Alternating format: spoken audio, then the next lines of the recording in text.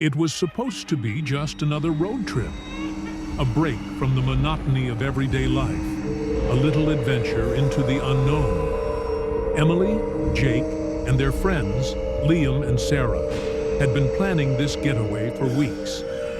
They had heard about a small, isolated village nestled deep in the Appalachian Mountains.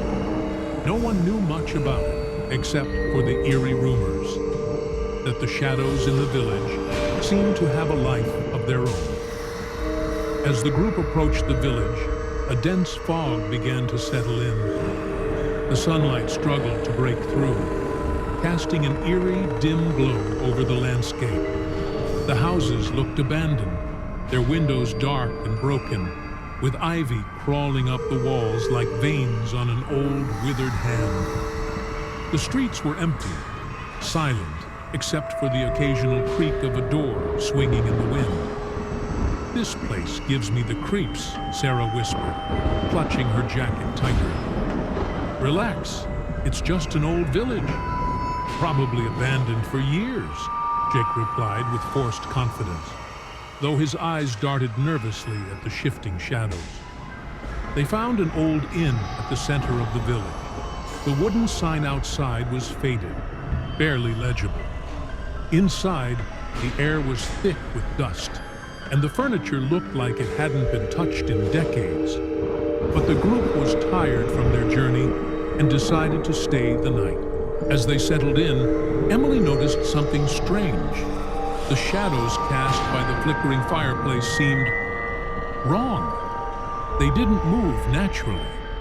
It was as if they were watching her, shifting slightly when she wasn't looking. "Do you guys see that?" Emily asked, her voice trembling. The others looked at her quizzically. "See what?" Liam asked, glancing at the fireplace. "The shadows, they're moving." Jake chuckled, though there was no humor in his voice. "It's just the light playing tricks. You're tired." But Emily couldn't shake the feeling that they were not alone in that room. That night, Emily woke up to a faint whisper. It was so soft, so quiet, that at first she thought she was dreaming. But as she blinked her eyes open, she realized the sound was real. A voice, low and raspy, seemed to be coming from the walls themselves. "Leave before it's too late." Emily shot up, her heart pounding in her chest. She looked around, but the room was empty.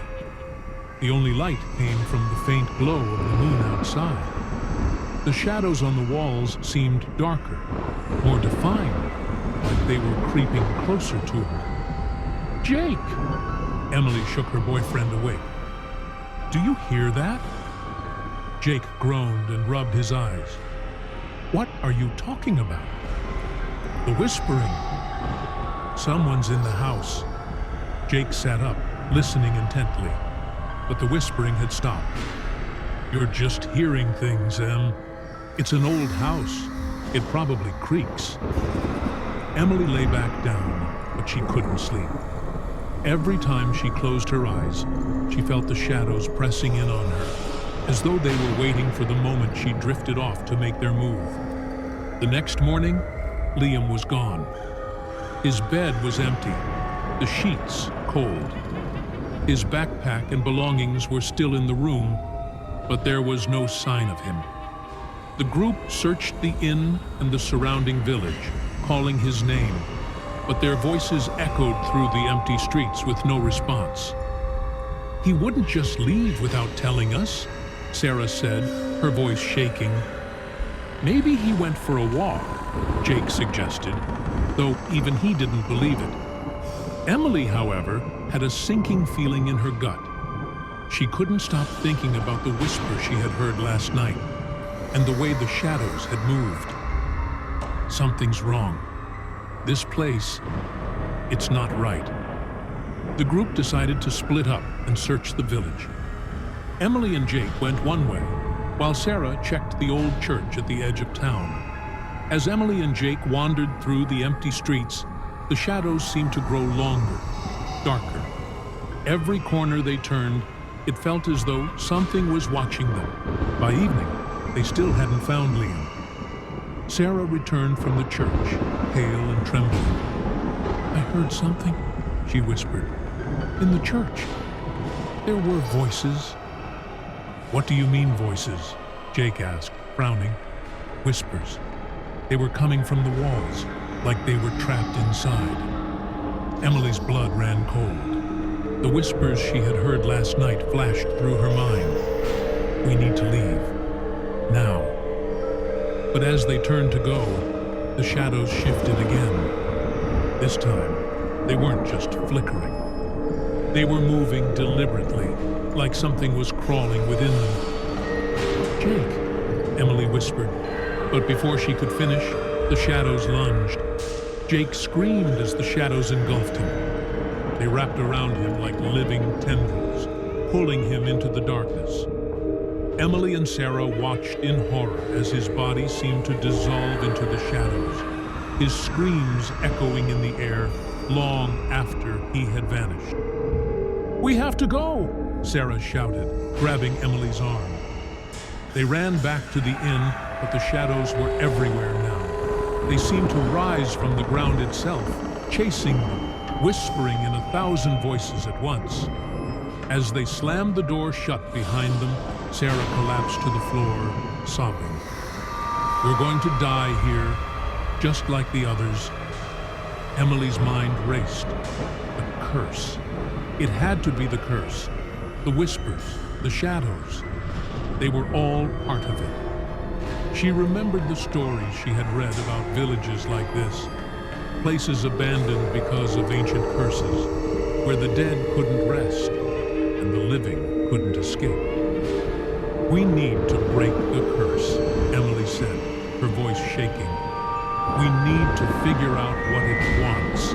Desperate, Emily and Sarah scoured the inn for any clue, any sign of what had happened to the village.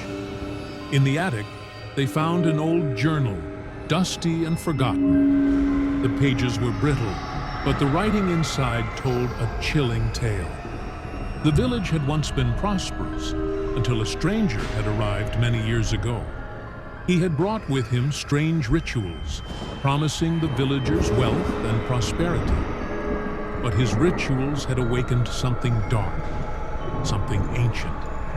The shadows had come alive, and the villagers had begun to disappear, one by one.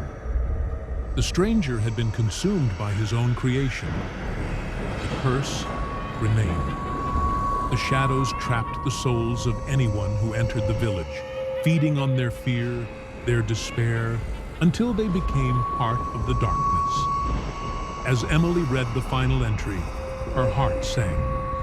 The only way to break the curse was for one of them to willingly sacrifice themselves to the shadows, to become the new vessel for the ancient evil.